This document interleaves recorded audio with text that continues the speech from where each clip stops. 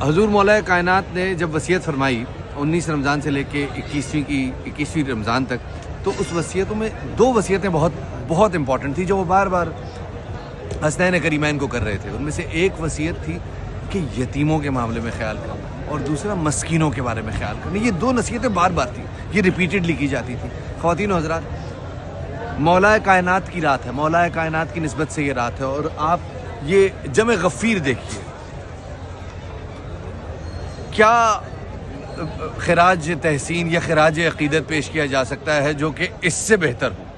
میرے خیال میں مولا کائنات کی بارگاہ میں اس سے بہتر خراج عقیدت کسی اور نے پیش نہیں کیا ہوگا، جو JDC اور شمیم شیخانی فاؤنڈیشن کے تعاون سے پیش کیا جا رہا ہے. اور ہم دعاگو ہیں رضوان بھائی سلور سپون والے کینیڈا میں، جنہوں نے اس سحری میں آج بھی اور گزشتہ کل بھی اس کا اہتمام کیا اور اتنے سارے لوگوں کو سیراب کیا. اور یہ وہ لوگ ہیں جو کہ ہمارے مہمان ہیں، اس آج کی محفل میں، اس ٹرانسمیشن میں ہمارے مہمان بنے ہیں.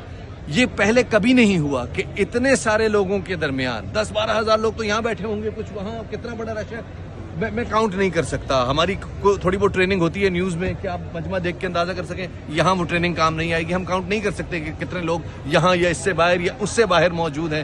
لیکن ان تمام لوگوں کو آج یہاں پہ گزشتہ کل بھی پورے رمضان میں سیراب کیا جا رہا ہے. وہ آتے ہیں یہاں پہ ہمارے مہمان بنتے ہیں اور عزت و تکریم کے ساتھ ٹاپ کلاس سحری تناول فرماتے ہیں. اللہ ہمارے ان تمام ڈونرز کو، ہمارے ان تمام مخیر حضرات کو سلامت رکھے. ہم دعا کر سکتے ہیں. اور یہ عجوبہ، یہ جو ابھی تک صرف سوشل میڈیا پہ چل رہا تھا نا، اب یہ بول ٹیلی ویژن کی اسکرینز کے ذریعے بھی پوری دنیا دیکھ رہی ہے کہ یہ عجوبہ، یہ صرف سنی سنائی بات نہیں ہے، یہ دیکھی دکھائی ہے.